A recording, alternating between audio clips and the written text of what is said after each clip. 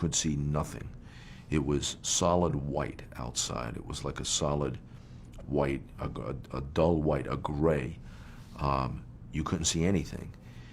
And there was a rotating door, a revolving door, and we walked through that door to the outside. And I realized that that stuff that was out there, that gray look, was dust. It was a fine dust. The ground was covered with about 2 or 3 inches of dust and debris. You all right? In, Yoeli! Yoeli, in! Deep breath, in! Hold it!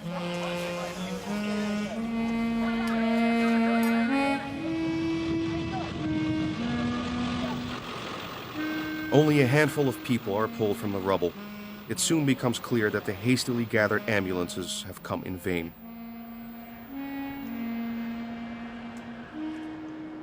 We're all here since 9 o'clock this morning. I know myself and these guys and a lot more were buried under the first blast.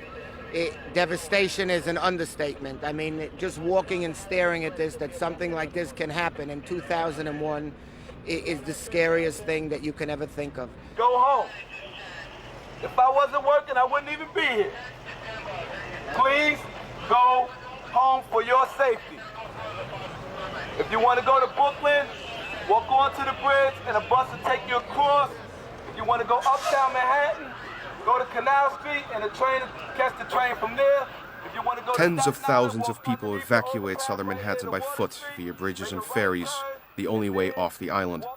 From a distance in the other boroughs, Manhattan is an eerie sight.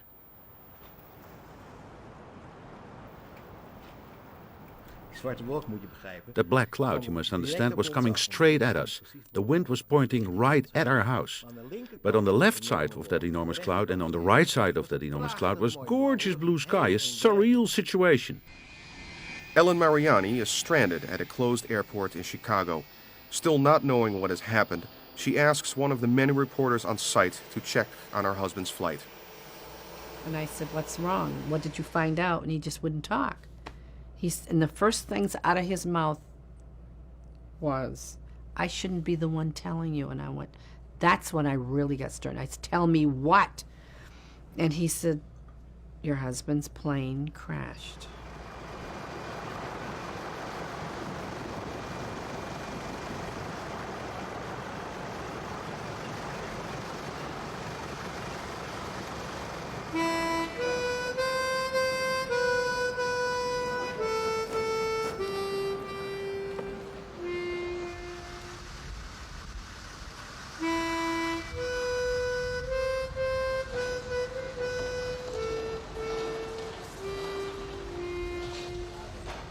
And I can remember getting out of the motorcade and walking from Church Street and walking through an enormous amount of people, firefighters and cops and rescue workers, and then getting to the site and looking, and it reminded me of hell. I thought, if this was, if you were going to hell, this was what it would be like.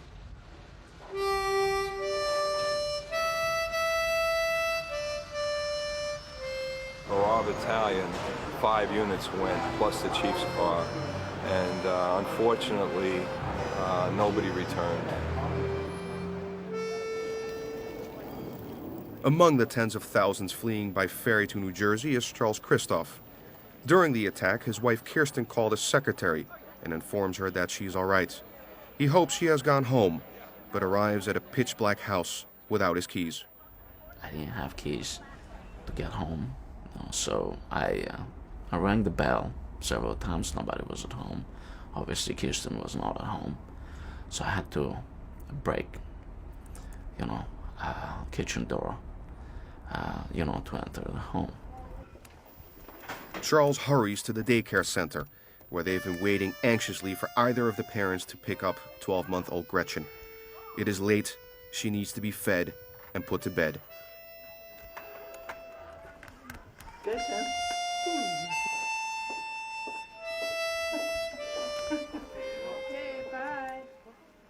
I truly believe that she was safe because of the message she left for me, that she was safe and I should not worry about her.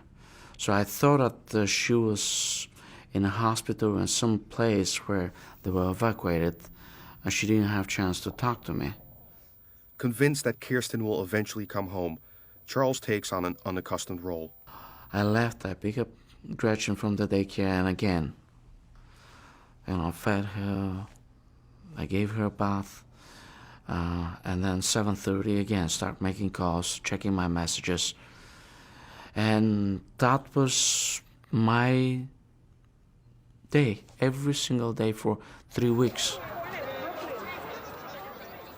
Most families of the missing truly believe that their loved ones are okay and will come home at some point.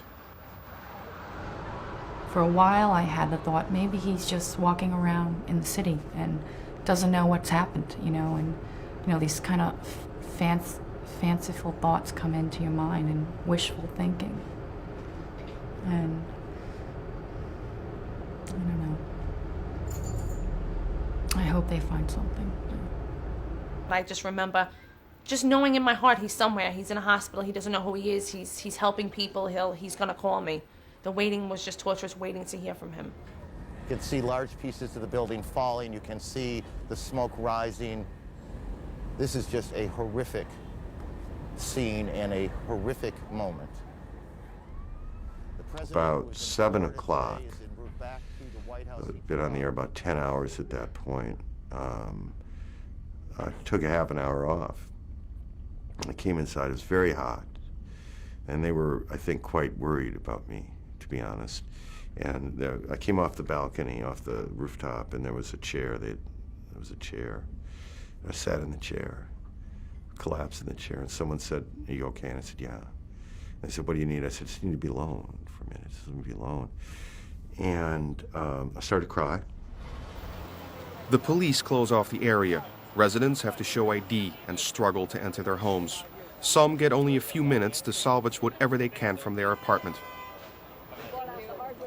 I needed to have ID, I needed to get past the checkpoints, I needed to get on some list, and I was able to do it through this pet shelter group, the American Society for Prevention of Cruelty to Animals, which allowed people to visit their pets. And I had a fish, and eventually was able to come get the fish, and I came up with an escort, and we had a total of 10 minutes to get up here on foot, 26 flights in the dark, get the fish, and I put it into like a salad bowl, covered it up, got food and a couple of other things. So once I had the fish into the salad bowl, the guy's like, "It's really time to get out of here. You've overstayed your welcome." He's like, "Okay, you have like 3 more minutes." And I just raced and grabbed everything I saw. Underwear, I don't know, like all these hairbrushes. Of course, none of it was what I really needed. You know how you go on a vacation and you leave your toothbrush behind always. So I had this mountain of possessions. And they were all probably covered with asbestos, but I was so thrilled to have something that was my own.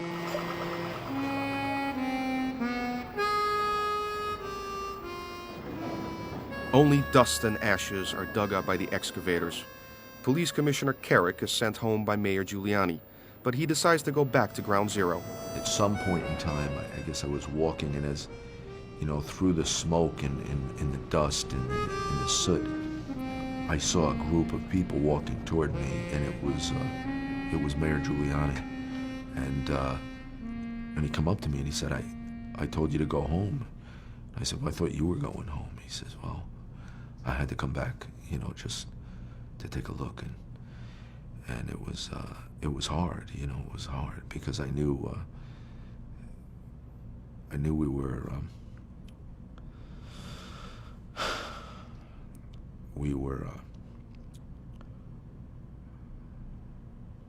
we were missing a lot of people, and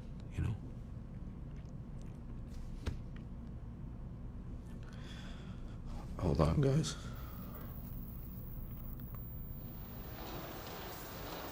Thousands of rescue workers with hundreds of machines find only a few people alive in the rubble in the first 24 hours.